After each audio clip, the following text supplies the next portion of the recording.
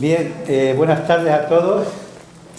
Pues tengo el gusto y casi un doble gusto, se puede decir, de estar aquí presentando a nuestro hermano amigo y compañero de camino, Rafael Romero Dávila, que como saben pues lleva muchísimos años viviendo y enseñando, practicando, divulgando y experimentando todo lo que es el yoga en sus diferentes versiones, ¿no? Y bueno, él ha sido un indagador y un investigador, porque lo lleva dentro de todas estas alternativas de lo que representa el camino del yoga, del yu, hacia un camino profundo de trascendencia. Entonces, como buen estudiante y practicante, nos va a hablar hoy de una incógnita, ¿no? Si Patanjali estuviera equivocado lo que planteó. Todo, por muy importante que sea en la vida, siempre se puede cuestionar, y siempre hay veces que hay verdades que luego acaban siendo corregidas a lo largo de la historia. Eso pasa en todos los campos. Entonces hay que estar abierto a todo, independientemente de que sirva y no sirva, pero siempre bueno el contraste y el hacernos preguntas un poco más allá en nuestros tiempos. Así que muchas gracias. Bien. Buenas noches a todos y a todas. Me voy a sentar. Muy bien. Ante todo es ubicar un poquito esta charla, ¿no? Esta charla es conmemorativa del Día Mundial del Yoga, ¿verdad? Día Mundial del Yoga, ¿sí? Esto ya tiene un significado importantísimo. Imagínense cuántas mentes, cuántos corazones, cuántas historias humanas están conectadas con un solo fin. El fin de hacerse una pregunta, la eterna pregunta, ¿sí? Aquella pregunta que nos hace nacer desde un proceso de sufrimiento y que por índole el yoga intenta liberarnos de esa tara. Entonces, este Día Mundial del Yoga, espero que no sea solo el Día Mundial, sino que hagamos yoga todos los días, y no solo una vez al año. Y la pregunta es la siguiente: ¿en qué situación se encuentra el yoga hoy en día? ¿Cómo está el yoga? A nuestro alrededor, hacia los que conocemos, a los grupos que están dando yoga, ¿cómo se encuentra? ¿Se encuentra unido? ¿Se encuentra disperso? Cada uno quiere tener su particularidad y su razón, que la tienen, ¿no? Pero la pregunta es, ¿realmente estamos en el sendero del yoga? ¿O estamos únicamente en un sendero ilusorio de acercamiento al yoga? ¿Sí? ¿Vivimos en el yoga o vivimos en la ilusión del yoga? Cuando hablamos de yoga, para adentrarnos un poquito en su historia, tenemos que tener una cronología en el tiempo. Esa cronología es muy importante en los que son estudiantes de yoga, en los que son profesores de yoga. Es muy importante que ellos, y nosotros y todos, la tengamos muy clara. Porque el yoga está ubicada en un espacio-tiempo, ¿sí? En un espacio-tiempo en cuanto a conocimiento, pero en un espacio no tiempo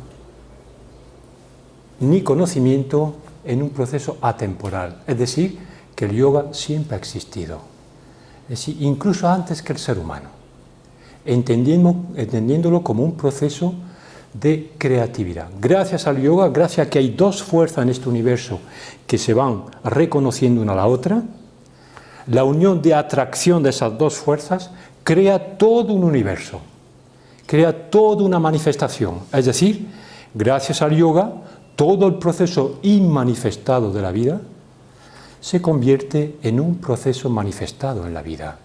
¿Sí? Por lo tanto, el yoga existía ya, aun cuando era un proceso inconsciente, y el yoga existe hoy cuando es un proceso consciente, y va a existir cuando se convierta en un proceso natural, donde ya cada ser humano vendrá ya con la inspiración del yoga en su propia genética, en su propia corteza cerebral. Y eso ya lo podemos estar viendo en nuestros propios hijos. que ya vienen ya con una comprensión mayor de la fenomenología de lo que es el yoga. Por lo tanto, cuando hacemos una valoración, nos damos cuenta de que el yoga a día de hoy, está profundamente disperso. Nuestro maestre, el doctor Serge de la Ferrière, en su centenario, él propuso una fórmula de trabajo. Lo que pasa que me da la impresión, y es mi punto de vista, por favor, todo lo que diga esta noche es un punto de vista. En absoluto pretendo tener la razón, ni muchísimo menos. Es más, seguramente que estaré equivocado. Pero como tal equivocación es interesante compartirla. El maestre, en su metodología de trabajo, afirmaba de que el ser humano, para su reconocimiento de aquello que está realizando, aquello que tiene inquietud, aquello que quiere desarrollar, aquello que quiere comprender, necesita partir de unos fundamentos de tesis, después de antítesis, después de síntesis y después de matesis experiencial. Lo que ocurre es que en Occidente hemos saltado una parte. Hemos pasado de la tesis, es decir, de aquello que queremos descubrir, no hemos hecho la antítesis, se nos ha olvidado, y hemos pasado de la tesis a la síntesis directamente. ¿Qué ha ocurrido con todo ello? Simplemente que hemos hecho un yoga reduccionista, simple, y muchas veces amorfo, y muchas veces desorientado, y muchas veces perdido en el yoga, porque no teníamos una cartografía exacta del yoga, porque no teníamos un conocimiento cronológico del yoga, porque no hemos entendido de dónde nace el conocimiento del yoga, y entonces, en vez de tener una opinión crítica y de intentar descubrir a través del discernimiento y del conocimiento y de la indagación y la investigación, hemos pasado rápidamente a reducirlo a una simple síntesis en el cual nos hemos quedado con aquello que es lo más fácil, la corporalidad.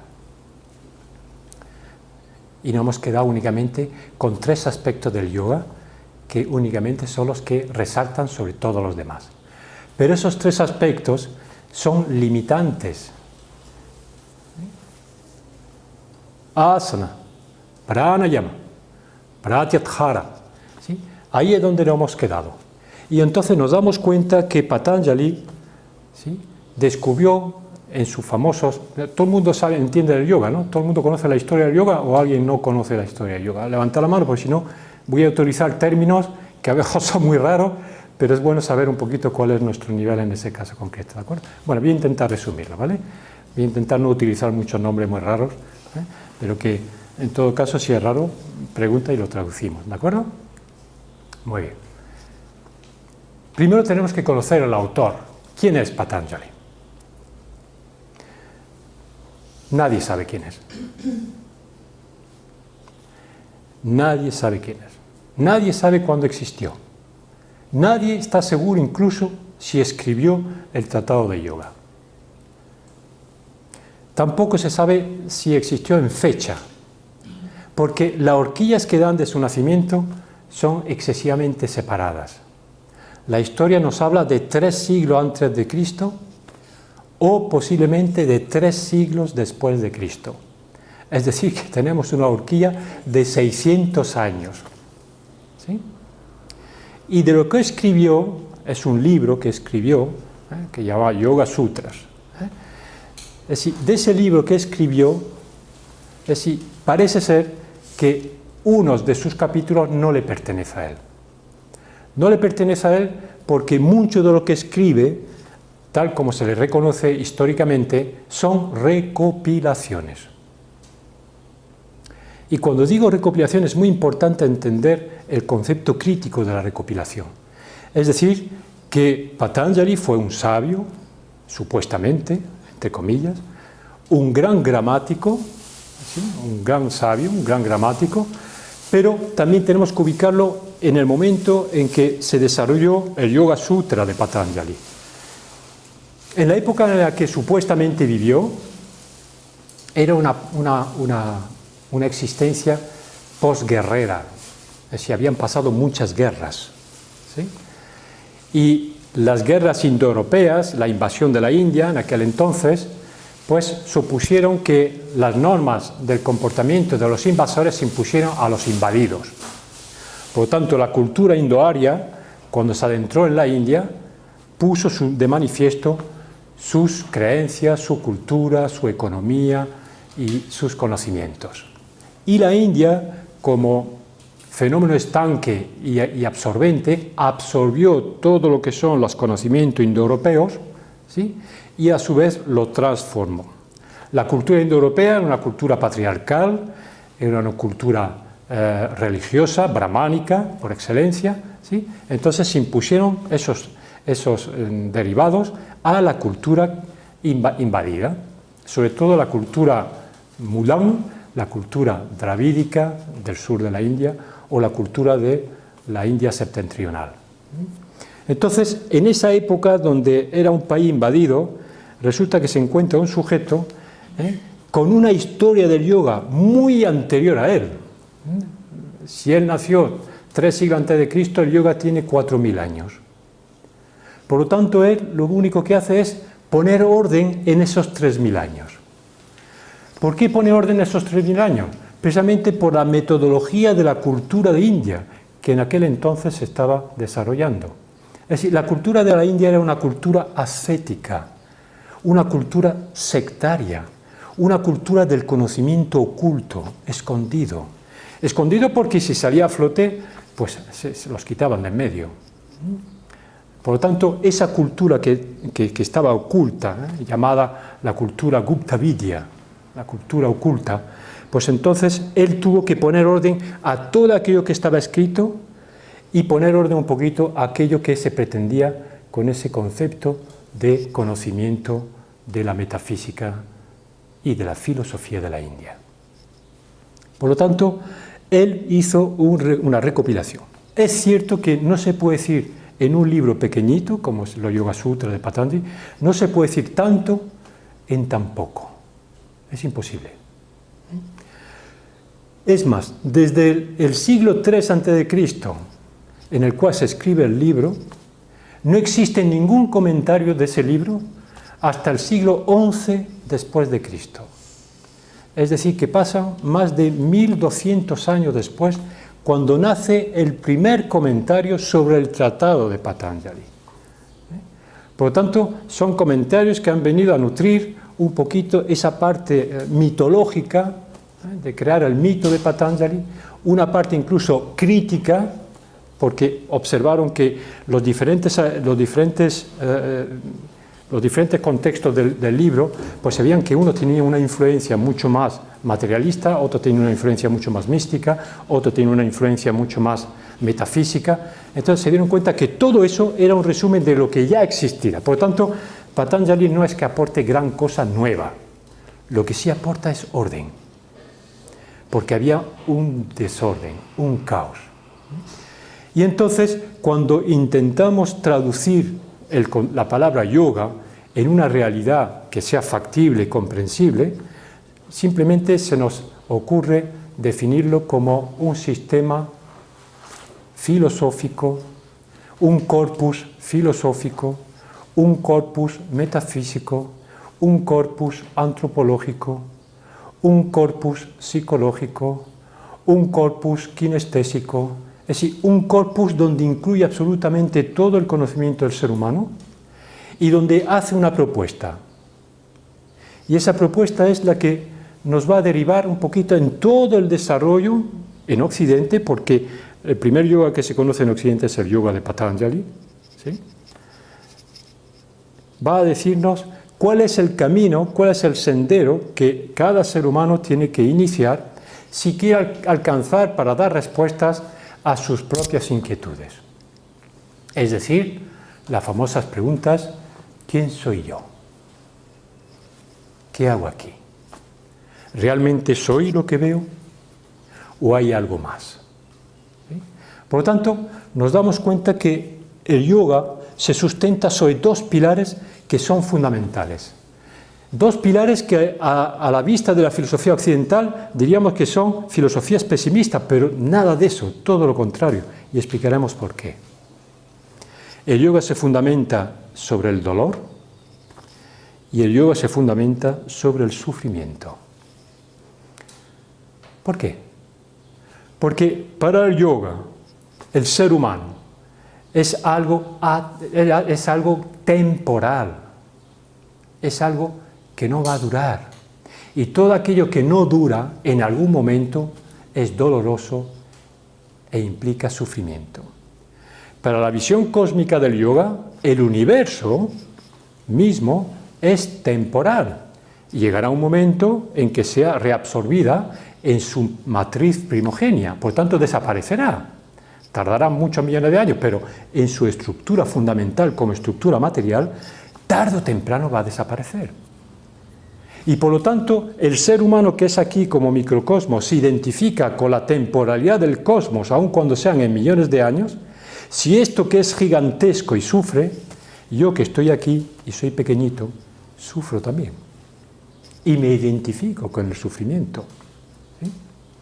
Por lo tanto, el concepto de pesimismo no existe, ni el nihilismo tampoco, sino que es únicamente una estrategia revolucionaria, porque sustentándote en los dos pilares del dolor y del sufrimiento como conocimiento del ser humano que está integrado en un proceso de existencia vital, también te da unas coordenadas para que puedas trascender el dolor y el sufrimiento, y para que al mismo tiempo puedas trascender la comprensión de lo que eres tú en realidad. ¿Sí? Y ese es el proceso que el yoga intenta desarrollar.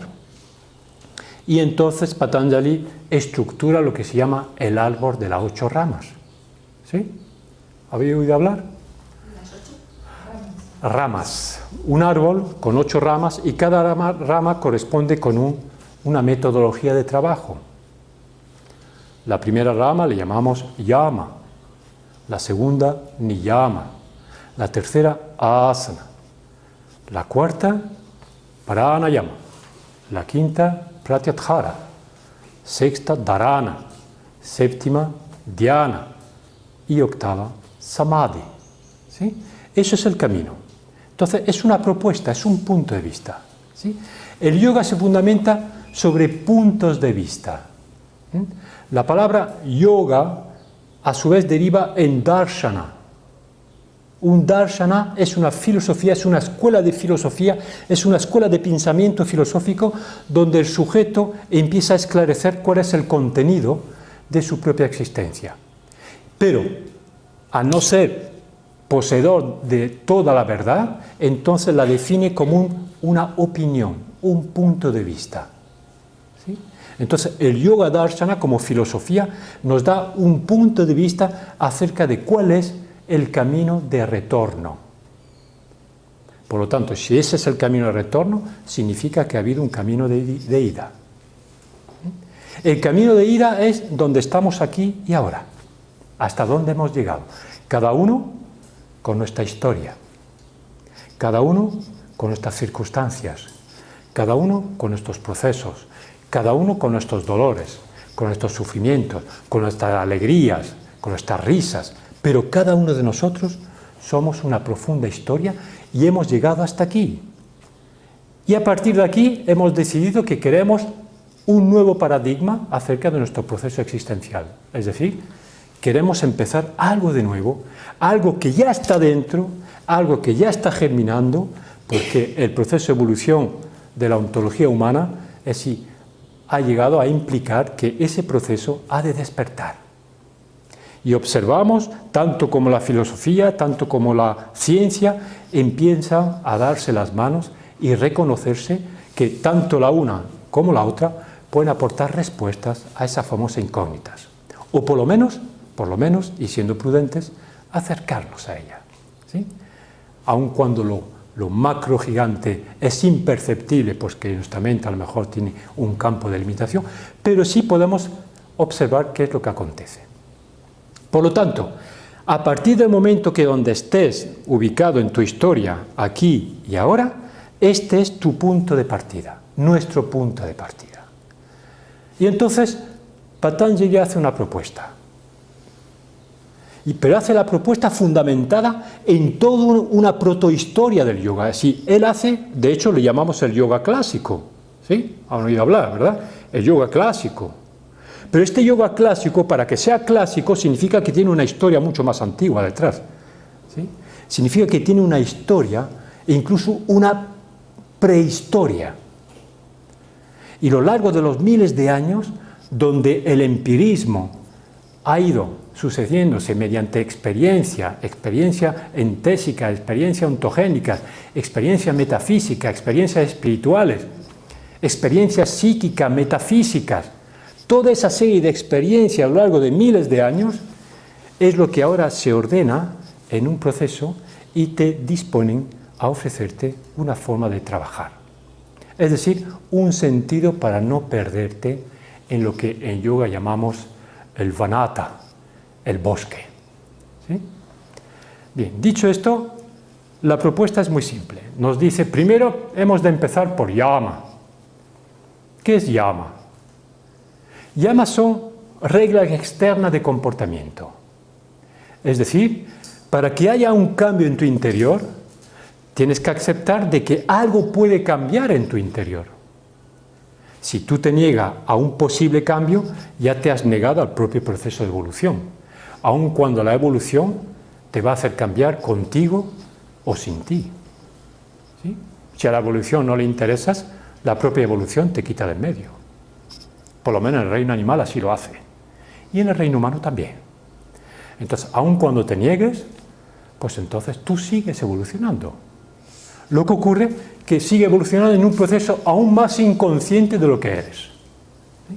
Entonces, se establecen unas normas básicas, llamado yama. Y dentro del yama existen 4 actitudes frente a ese cambio que necesitamos como seres humanos para engrandecer nuestra propia naturaleza. El primero es...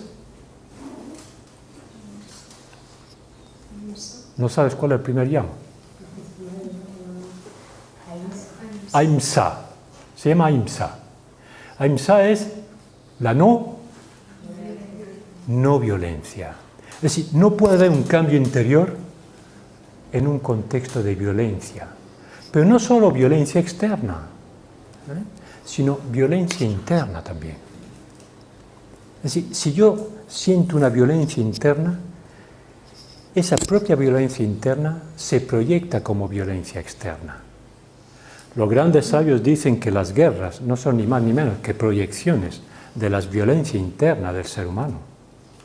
¿Sí? Entonces, violencia interna, cuando se acompaña con inmadurez emocional, pues es normal que tengamos auténticas guerras. ¿Sí? Si a un sujeto que tiene auténticas crisis profundas, que al mismo tiempo tiene un nivel de conciencia bajísimo y al mismo tiempo tiene una inmadurez evolutiva, esto es una bomba de relojería, tarde o temprano salta. Y entonces, en vez de descubrir su enemigo, que él es mismo, reconoce al enemigo al que tiene enfrente y le declara la guerra. ¿Sí? Y así se forman las guerras. ¿Sí? Las guerras particulares en los senos de las familias y las guerras mundiales entre auténticas civilizaciones. Es el mismo proceso. Por tanto, dicen que el primer paso es aquítate un poquito. Procura ser no violento. ¿Sí? No violento. No violento con los demás, no violento contigo. No te maltrates ni maltrates a los demás. Es una norma que incluso a nivel de religiosidad está recogida. Si los 10 mandamientos de la religión cristiana los mete, los 7 principios budistas también los reconoce. Si, lo primero es esto, para empezar un cambio a nivel de sociedad o a nivel de individuo, tenemos que empezar por dejar de matarnos unos a otros. El segundo es satya. Este es más difícil de cumplir. ¿Qué significa satya? Que seas cuidadoso con la forma, ¿no? No. La palabra. Satya. Decir la verdad. ¿Eh? ¿Significa eso? Sí. Ser verdadero contigo primero. Es decir, no engañarte a ti mismo. ¿Sí? Y si tú no te engañas y eres sincero contigo, es más fácil también que puedas ser verdadero con los demás, mucho más. Entonces, si quieres una revolución como metodología de transformación, tienes que empezar a sincerarte y a decir las verdades. Las verdades que desde tu punto de vista puedes observar, puedes interpretar, aún a riesgo de poder equivocarte, ¿sí? Pero para equivocarte tiene que ser flexible, ¿sí? Es decir, nadie es poseedor de toda la verdad, sino que cada quien tenemos partículas de verdades. Y la suma de todas las partículas formamos un corpus de la gran verdad, lo que en sánscrito se le llama Sanatana Dharma, la gran verdad. ¿Sí? Bien. El tercero se llama Asteya. ¿Qué significa?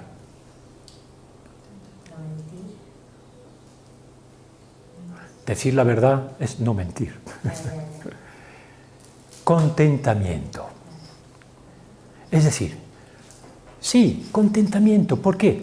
Porque cuando empiezas a apreciar que lo que tienes es lo mejor que puedas tener, que lo que tienes, siéntete satisfecho, lo que has conseguido, lo que has hecho, y aún sin desear lo de los demás, pues entonces tiene que haber un contentamiento. Es decir, para que haya una relación entre tú contigo y tú con los demás, tienes que estar contento contigo mismo. El contentamiento es una de las primeras vibraciones, de las primeras etapas, cuando se alcanzan estadios más avanzados, como puede ser estadio de felicidad. Pero para que haya estadio de felicidad tiene que haber estadio de contentamiento.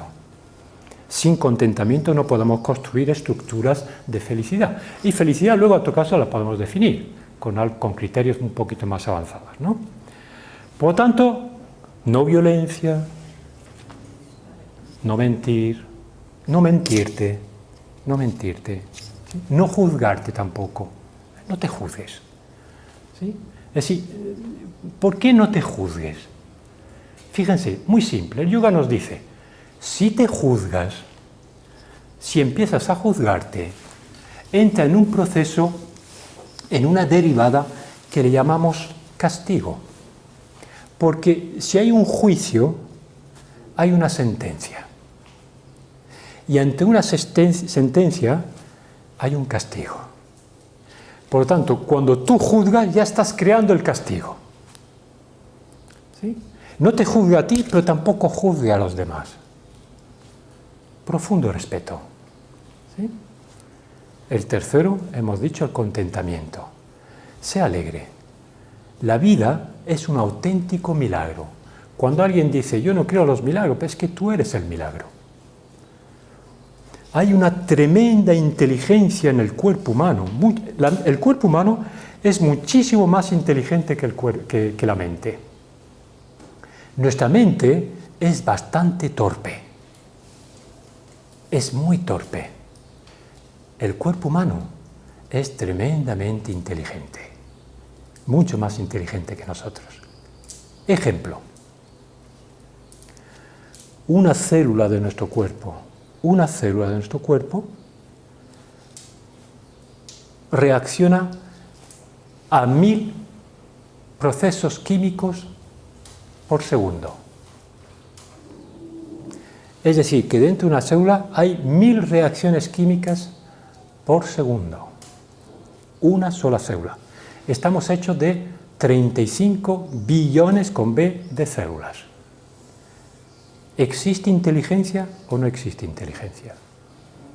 Si yo tuviera que organizar mentalmente todo eso, me sería muy dificultoso. Sin embargo, el cuerpo sabe. Yo no tengo que pensar que el cuerpo se nutra, que el cuerpo se mueva, que el cuerpo exude, que el cuerpo elimine, que el cuerpo asimile, que el cuerpo metabolice, que el cuerpo me defienda. No lo tengo que pensar. Eso pertenece a una parte de aquí atrás que le llamamos inconsciente biológico.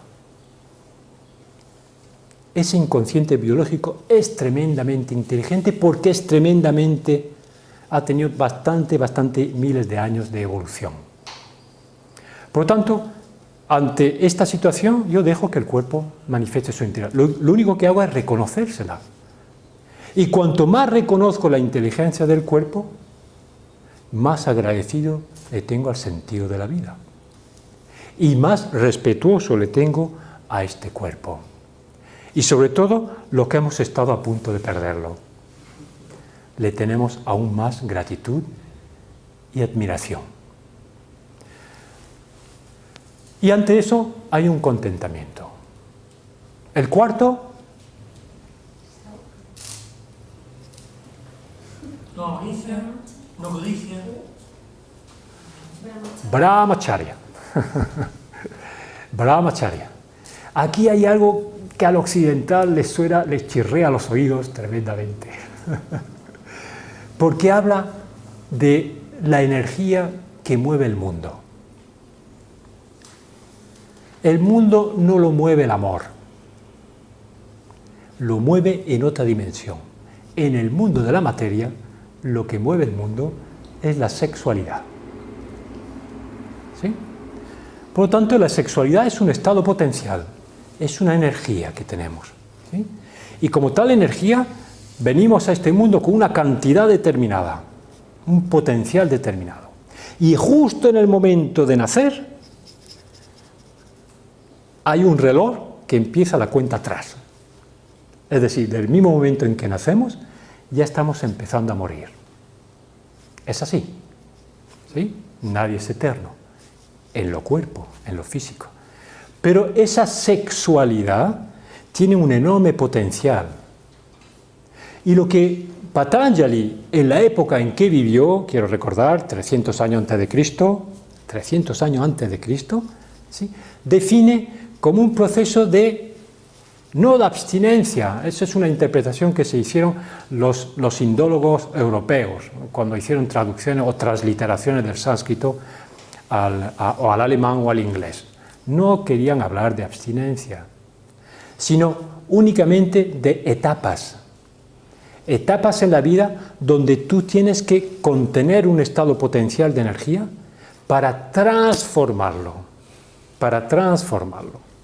Es decir, haciendo un símil sería como tener una cantidad de electricidad en tu cuerpo de 220 voltios y a través de ciertas técnicas de yoga convertir esos 220 voltios en 3 millones de voltios. ¿Para qué? Para liberar todas las estructuras psíquicas del inconsciente, para liberarte de todas las ataduras y para alcanzar niveles de conciencia superiores. Pero para eso se necesita un gran potencial de energía. Entonces, durante una etapa de la vida existían una serie de técnicas que le permitían hacer ese proceso. Y entonces Patanjali dijo, pues durante una etapa vas a estar en brahmacharya, en retención. Lo que pasa es que muchas veces lo interpretaron al revés y algunos usaron el brahmacharya para el resto de su vida. Si ya se hicieron abstinentes el resto de su vida. Igual que la religión católica, con nuestros curas, por ejemplo, ¿no? Muy bien. Y el quinto... No. Aparigraha. Aparigraha significa no codicia. No codiciar. No codiciar, sobre todo, no lo tuyo, que al fin y al cabo te pertenece y tú lo has trabajado y lo has madurado y lo has creado. Y en eso tienes todo el reconocimiento de tu propia existencia. No codiciar lo ajeno, lo que no te pertenece, lo que no es tuyo. ¿Sí? Y en eso implica un profundo respeto al otro. ¿Sí? Normalmente estamos en un país donde parece ser que la enfermedad psíquica de España es la envidia. Los celos y la envidia. ¿Sí? Entonces es algo que ya está como cultura colocado dentro de nuestros genes. Y luchar contra eso es tremendamente difícil. Tenemos que hacer un gran esfuerzo de conciencia, un gran esfuerzo en el inconsciente emocional y un gran esfuerzo en el inconsciente biológico para poder sacar de ahí, salirnos de ese surco marcado y registrado en lo más hondo de nuestra estructura cerebral para encontrar o explorar nuevas vías que te permitan liberarte de ese estado de codicia. de deseo ajeno. ¿Sí? Estas fueron las normas. Ahora la pregunta es, dentro de estas 5 normas, ¿cuántos de nosotros las llevamos a cabo? Si hiciéramos un test a nivel mundial, nos daremos cuenta que no son muchos los que la hacen, en comparación con los practicantes de yoga. ¿Por qué? Porque la estructura del pensamiento occidental es una estructura de pensamiento inmediato. Necesito ver los efectos inmediatamente. No existe ni formación, ni buena información, ni experimentación, ni desarrollo. Todo es inmediato. Y como yo quiero algo inmediato, pues entonces solo me voy a aquello que es interesado en mí. ¿Y cuál es la figura más representativa del yoga desde el punto de vista occidental? Que es en aquello que no hemos fijado. No hemos fijado en esas características educativas externas, no. Eso a nosotros no nos interesa. A nosotros nos interesa el contorsionismo. Eso sí me interesa. A ver cómo me doblo. A ver si me puedo doblar para acá, y a ver si me puedo doblar para allá, y a ver si las 2 piernas puedo ir atrás y hacer un nudo atrás y quedarme ahí para la eternidad. Esa es la visión fotográfica que vende del yoga. Una persona sentada en meditación no vende. ¿Cómo enseñamos meditación en un salón de teatro? Es muy difícil, ¿no? Imaginaos la función, un tío ahí sentado en un escenario y todo el mundo viene a ver qué va a pasar ahí, qué ocurre. Nada, ¿no? Pero dentro de él a lo mejor hay una revelación, hay un despertar de conciencia extraordinario, pero no es perceptible por nuestros sentidos sensoriales que están limitados. Pero sin embargo, si ponemos en ese escenario a uno que se doble y que al mismo tiempo es capaz de retener la respiración y al mismo tiempo nos dice que va a parar el corazón y al mismo tiempo nos va a decir que puede estar sin respirar un par de orillas, pues entonces eso ya despierta en nosotros un interés circense. Y entonces lo que hemos vendido en Occidente es un yoga muy asociado a ese concepto circense. Cuanto más me doblo, más consigo. Pero se nos olvidó de pensar que ese cuerpo, aún siendo circense, aún siendo maravilloso, sigue siendo también temporal. Por mucho que cuide el cuerpo, tarde o temprano lo vas a tener que dejar aquí. ¿Sí o no? Hasta ahora no conocemos ningún inmortal, ¿verdad? Los inmortales en las mitologías son muy interesantes, pero aquí, como mucho, 110, 120 años, y eso echándole, con suerte. ¿Sí o no? Pero es la imagen que ha vendido. Es la imagen de que a través de las posturas de yoga consigues maravillosos beneficios, y es cierto, si es que se consiguen. Y que a través de la respiración puede alcanzar estados psíquicos, es decir, actuar como un anticuerpo para el estrés, y es cierto. Que a su vez a través del control de los sentidos sensoriales puedes apaciguar todas tus tormentas psíquicas, y es cierto. ¿Pero con qué objetivo? ¿Para qué? A sabiendas que detrás de una tormenta vendrá la otra. Por mucha tormenta que queramos parar, siempre habrá otra como siguiente tormenta. Es así, ¿sí? Entonces, simplemente nos está dotando de unas herramientas, ¿sí? Y a esto le llamamos formación. Estamos informándonos primero y formándonos de nuevo. Y entonces en esa formación venimos, asistimos como alumnos y nos estamos formando y estamos experimentando, estamos en un método, en un modo y un método empírico en base a lo que observo, practico, siento.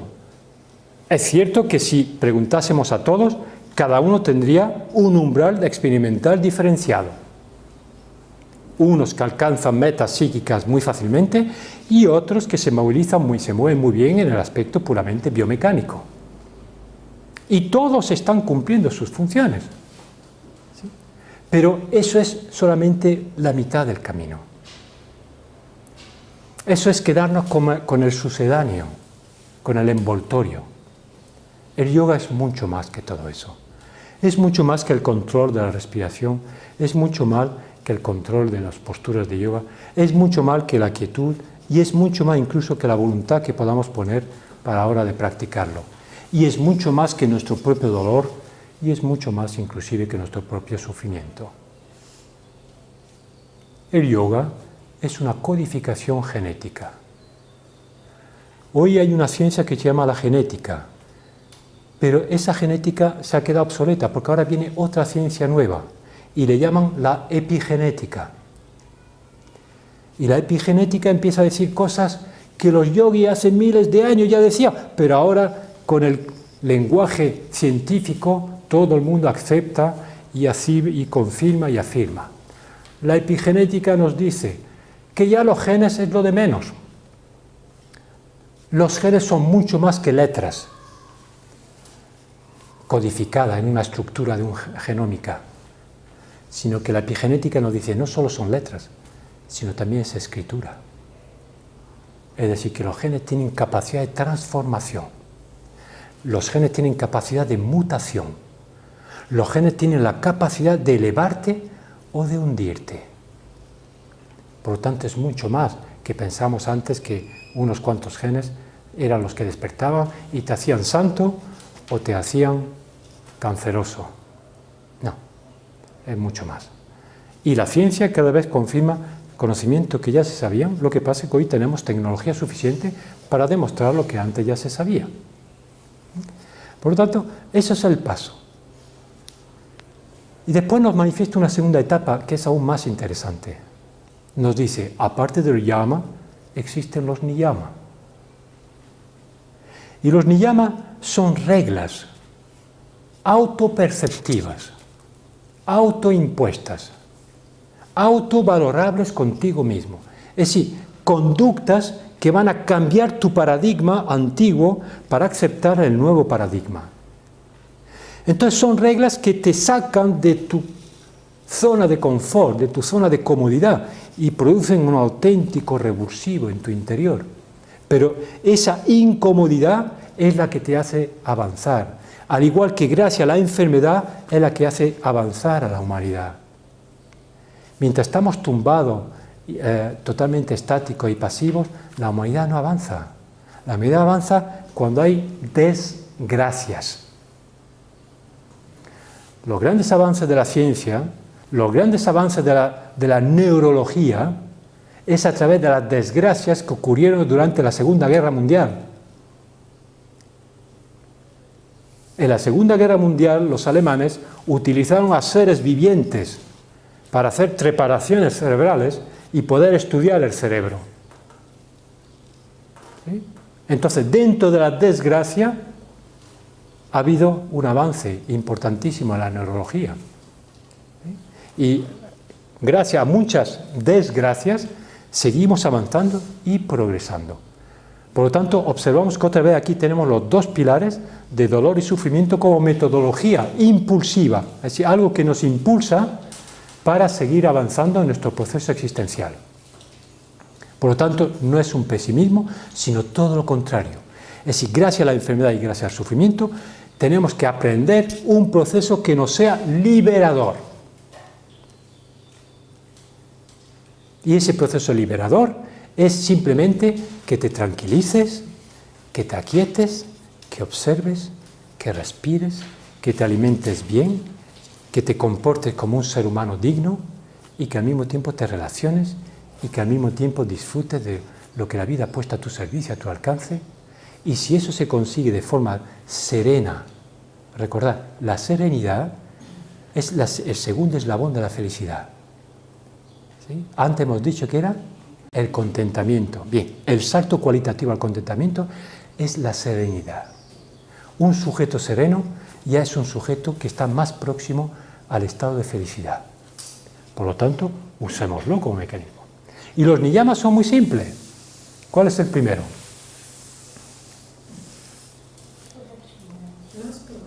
Los primeros. Eso es uno de ellos. Sausha. ¿Os acordáis? ¿Qué significa Sausha? Higiene, pulcritud.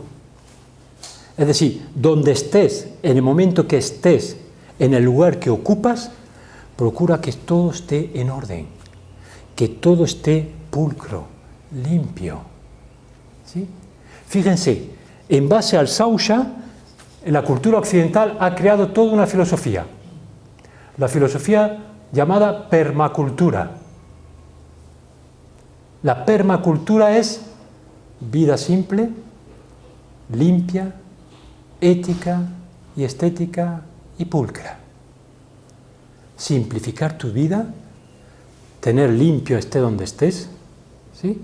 Estar limpio por dentro y limpio por fuera, y a partir de ahí sigue avanzando en tu proceso. Pero donde hay confusión, donde hay excesivo acaparamiento, donde hay excesiva objetos más que sujetos, donde hay en demasía la presencia de objetos, de bienes materiales, cuando hay en demasía, produce una esclavitud psicológica, un apego. Entonces dices, Sausha, tranquilo, no necesitas tanto para vivir. Y los que estamos en la edad nuestra, ¿sí? Los que ya somos la tercera edad, hay una etapa de nuestra vida que se llama Vanaprastha. Vanaprastha es la etapa de aquella persona que ya tiene los hijos grandes, que se ha dedicado a trabajar, a darle el mantenimiento necesario, a atender a todas las necesidades y ha cumplido con eso. Entonces el Vanaprastha es aquel que se retira. En la antigüedad se retiraba al bosque. ¿Sí? Entonces se retiraba y se iba al bosque en busca de un maestro. Y allí se sentaba con él el resto de su vida, a la formación. Los hijos ya estaban libres. La mujer le acompañaba si quería o si no. Había profundo respeto en ese sentido. Entonces, los que estamos en mi edad, estamos en la etapa del Vanaprastha. Estamos retirándonos, dejando que las generaciones otras vayan empujando, siempre observando y disfrutando, porque los que vienen mucho más perfeccionados y con mucho más conocimiento que nosotros. Entonces, en eso es un poquito el proceso. El segundo que nos dicen es Santosha. ¿Qué es Santosha?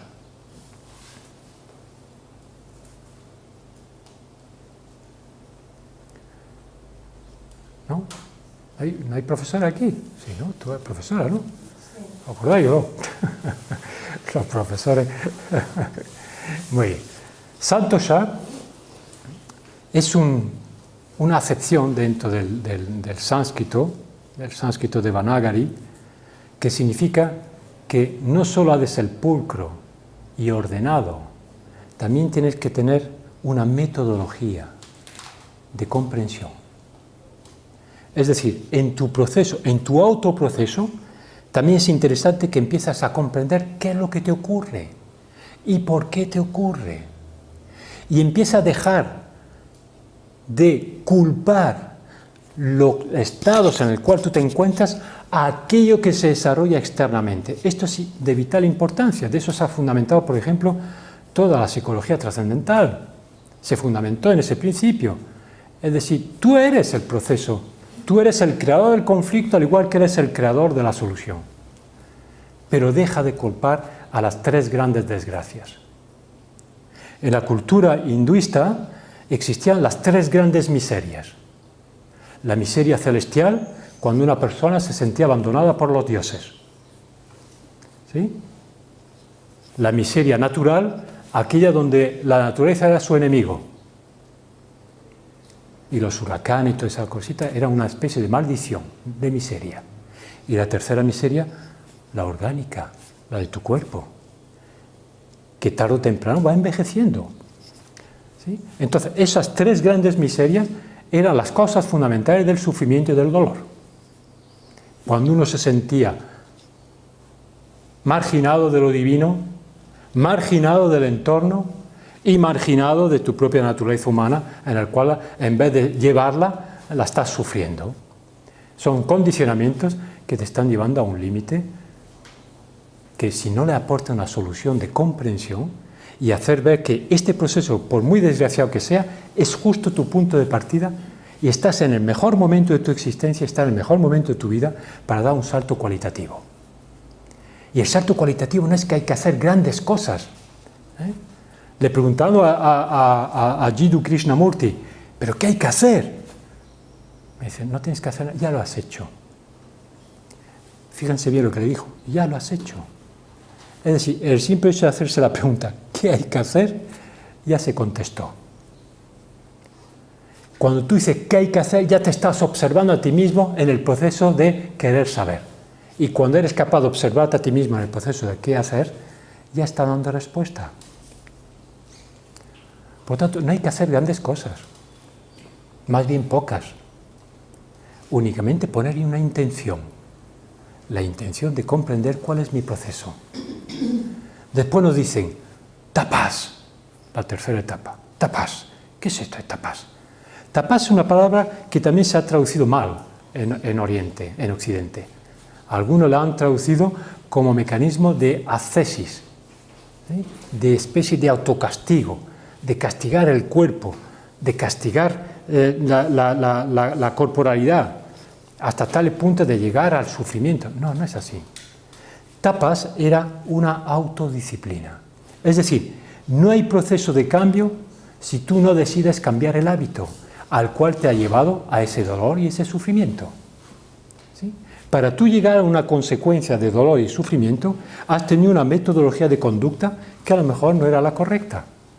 Y como no era la correcta, hay algo que tienes que cambiar. Y entonces para cambiar tienes que someterte a un cambio de hábitos. Y el cambio de hábitos es saber cuáles son los hábitos que yo tengo. Es decir, ¿cómo respiro? A lo mejor respiro mal. Bueno, pues vamos a cambiar el hábito de saber respirar mejor. ¿Cómo como? Pues a lo mejor habrá que cambiar también el hábito de cómo como. ¿Cómo expreso mis emociones? Pues a lo mejor hay que cambiar la forma de expresar tus emociones. ¿Cómo pienso? Pues a lo mejor tengo un circuito patológico en la estructura de mis pensamientos que me llevan condicionando continuamente hacia el sufrimiento. Y no sé salir de ahí, porque estoy en una especie de bucle psicomental continuo, permanente. Entonces, si no tienes una autodisciplina, difícilmente puedes cambiar tu proceso existencial. Y el penúltimo se llama Svadhyaya. Svadhyaya. Svadhyaya significa autoestudio. Investigarte. Estudiarte. Estudiar qué es este cuerpo. No hay que hacer una carrera de anatomía, de fisiología, no. Conocer unas ciertas normas básicas. El cuerpo es una estructura adquirida durante millones de años mediante un proceso de selección natural y que ha ido evolucionando. Es decir, hay una carga en su información interior, hay una carga energética que tiene un alto contenido de información. Nosotros somos producto de información. La conciencia es un producto de información. El universo es un sistema de información mayor. Todo es producto de una gran información. Cuando preguntamos qué es un ser humano, decimos que es una estructura energética de información, nadando en un océano aún más grande de información. Por lo tanto, todo es información. La cámara esta es información. Las sillas que están aquí forman parte de un proceso de información. La estructura subatómica que está en este suelo es una estructura de información. Todo es información. Y todo se mueve, y todo es reactivo, y todo es activo. Y todo está hecho para mejorar la información y seguir aumentando aún más la información de forma infinita. Por lo tanto, cuando tú partes de un conocimiento que como naturaleza humana estás limitado en cuanto a corporalidad, pero en cuanto a naturaleza metafísica eres infinito, pues es interesante poder estudiar ese proceso. Y el yoga facilita el conocimiento de tus orígenes y el conocimiento de tu evolución y el conocimiento hacia dónde va tu nueva conciencia, este nuevo paradigma. El antiguo paradigma, que todavía cuesta mucho porque tiene lastres, porque tiene adherencias kármicas y tenemos que superarla, entonces romper con eso implica dolor y sufrimiento, pero una vez que lo hemos roto, resulta que después tenemos una inercia funcional de información en nuestro interior que nos conduce mucho más rápido, como hacía 3000 años cuando los sujetos querían evolucionar. Hoy es mucho más rápido evolucionar que antes. Algo hemos mejorado. Hoy tenemos información por todas partes. Hoy tenemos información por todas partes. Hoy Dios es Internet. Tú haces cualquier pregunta, le pones en Internet y ya te da la respuesta. Entonces nos damos cuenta de la carga de información que existe y que está al alcance de la mano. Lo que estoy hablando, usted hubiera podido quedarse en casa y apuntar ahí con un dedito y hubieran traído toda la información del universo a vuestra incógnita. Pero eso no nos da el calor de lo emocional. La información no tiene carga emocional. Hay dos grandes senderos en esta vida, antes de seguir adelante, y hago el paréntesis. Uno es el sendero del conocimiento y otro es el sendero de la devoción. El sendero del conocimiento es un sendero poco jugoso. No tiene muchas alegrías, pero es muy estable. Es muy estable. El sendero de la devoción es muy jugoso, porque implica mucha ilusión, fantasía, emoción, visualización. ¿Sí? Es muy jugoso, pero es muy inestable. Y hay gente que se identifica con un proceso y con otro. Y hay algunos que van de uno a otro y de otro al uno. Está bien, cada quien está en su momento. Entonces necesitamos ese mecanismo de autoestudio. Y ese autoestudio después nos tiene que llevar a una conclusión. Y es el último paso que nos dice. Y le llamamos Ishvara. Ishvara Pranidhana. Ese es su nombre sánscrito. ¿Qué significa? En la antigüedad significaba dedicarte a Dios. Ya que has cumplido con unas normas éticas y morales en base a la sociedad, ya que te has implicado en un proceso de autoconocimiento, un proceso de autoindagación a través de la aceptación de tu propio proceso, todo este resultado de ambos pilares te tienen que llevar a rendir a aquello por el cual has nacido. Antiguamente le llamaban Dios, aunque hoy Dios nos damos cuenta que es una palabra bastante hipotecada. Es una palabra bastante hipotecada. Entonces, ¿qué dice la ciencia? ¿Qué aporta la ciencia? La ciencia dice, a lo mejor la palabra Dios no es la correcta. Le llamaremos campo cuántico. ¿Y qué es un campo cuántico? Es un estado potencial donde todo existe, pero donde nada es real. Todo está en un estado potencial, pero no hay nada en estado material. Por lo tanto, el campo cuántico, donde todo procede de él, nosotros también procedemos de ese campo cuántico. Somos partículas de ese campo cuántico. En nuestro interior hay una partícula, algunos le llamaban el bosón de Higgs, no sé si ha oído hablar, el famoso bosón de Higgs. Esa partícula divina que hay en nuestro interior forma parte de la resonancia del campo mórfico de ese campo cuántico que a su vez se revela continuamente en base a información. Es decir, cuanto más nos limpiamos, cuanto más depuramos, cuanto más sintonizamos, más hacemos que el campo cuántico se adentre, cuanto más aspectos espirituales se adentren en nosotros.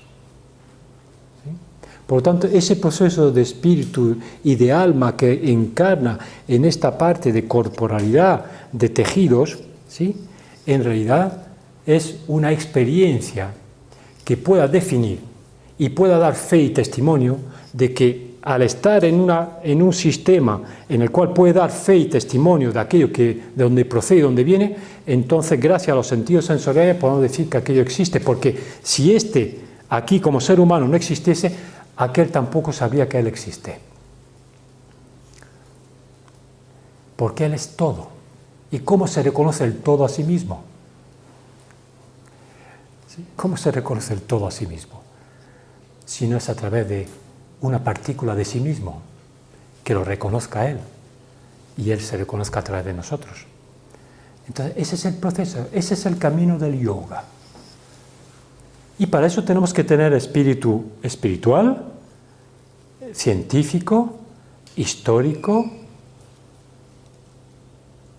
psicológico, antropológico, para saber un poquito cuál es en ese estudio y en esa rendición a lo más supremo y elevado, pues es un poquito la cultura del yoga.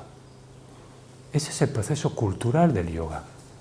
Por lo tanto, tenemos conocimiento, tenemos comprensión, tenemos contemplación y tenemos experimentación. Y ahí podemos desarrollar todo aquello que nos plazca, todo aquello que nos plazca. Y ese es el yoga auténtico. El otro es una particularidad de yoga en el cual solo nos interesa un aspecto del yoga, en el cual esté referido a unas necesidades básicas, que mucha gente, si tomáramos la opinión ahora mismo de cada uno de nosotros, ¿por qué se acerca usted al yoga? Veríais que había una variedad enorme de posibilidades, tan válida la una como la otra. Unos se acercan al yoga porque quieren conocer a Dios, otros se acercan al yoga porque le duele el hombro, otros se acercan al yoga porque le han dicho que es muy bueno para dormir, otros se acercan al yoga porque le han dicho que me van a mejorar sus digestiones, otros se acercan al yoga porque le han dicho que está muy bien para relajarse porque ha pasado por una crisis matrimonial. Si estudiásemos cada una de las personas que se acercan y cuáles son sus necesidades, veríamos que habría un sinfín de posibilidades. Y como el yoga es infinito en cuanto a su contenido, todo cabe. Ahora, no todo es perceptible de ir en un proceso de evolución. Porque después de este proceso existen lo que se llama las limitaciones físicas, mentales, emocionales. Pero tenemos que conocer cuáles son las trampas de la mente. Si no conocemos las trampas de la mente, difícilmente avanzamos en el mundo del yoga y entonces nos estancamos. Y si nos estancamos, lo más probable es que nos aburrimos. Y eso lo podemos percibir en los centros de yoga, no solo en este, en todos los centros de yoga. Si hacemos una estadística, nos daremos cuenta de que hay mucha gente que se acerca, pero hay mucha gente que se va. No perdura. ¿Está mal? ¿Está bien? No, está perfecto. Los que tengan que estar, están porque tienen que estar. Y los que no están, no están porque también no tienen que estar. Cada uno tiene su proceso en su momento. Y no hay que juzgar nada ni nadie, sino que nos damos cuenta de que esto no es un camino fácil, pero es un camino bello. Y es un camino lento. Y es un camino que le llamamos camino de iniciación. Es decir, es continuamente retroalimentándose a sí mismo, continuamente enriqueciéndose a sí mismo. Y nunca encontraremos un fin, siempre estaremos disfrutando del viaje del yoga. Porque recordar, yoga viene de la palabra yug, yungere, significa unión, unirse. ¿Unir qué? ¿Para qué? ¿Dónde? ¿Cómo? ¿Qué sirve todo esto? Unir significa solidarizar tus funciones físicas con tus percepciones emocionales para poner orden en tu mente y poder percibir tu naturaleza espiritual. Eso es el entramado de unión que necesitamos como seres humanos para poder atender a las necesidades requeridas del tiempo. Estamos destinados a intentar conocernos cada día un poquito más. Hemos bajado en el camino de ida. Este camino de ida ya lo hemos mamado. Y estamos aquí en un paradigma donde todas las estructuras de pensamiento antiguo ya son obsoletas, donde todos los conocimientos científicos ya son obsoletos, donde todas las formas educacionales de la educación ya son obsoletas. Ya existen nuevas formas de teoría de la educación de nuestros hijos y de los adultos. Todo ha cambiado. Los científicos hoy en día no pueden estructurar grandes documentos sobre investigación, porque lo que investigan hoy, mañana aparece otro diciendo lo contrario. Es decir, ya no se sustentan. Cada semana hay una una revista mensual de descubrimientos científicos y entonces a uno no le da tiempo. Si lo que tú creas que ya va establecido, viene otro y te dice lo contrario o amplía lo que tú habías investigado. Hoy vamos a esa velocidad, ¿sí?, que implica que estemos abiertos, sin sufrimiento, tampoco sin agobios, pero simplemente con una mente de curiosidad, algo que alimente nuestra curiosidad y saber que esto es una gran oportunidad. Hay una gran oportunidad. Hay muchos millones de seres que han querido venir para experimentar esta forma y no han podido. Cada uno de nosotros ya hemos tenido una gran batalla, pero no somos conscientes de ella. De los 50 millones de espermas que salió de vuestro padre, uno solo llegó y un solo óvulo. Y de ahí surgimos cada uno de nosotros.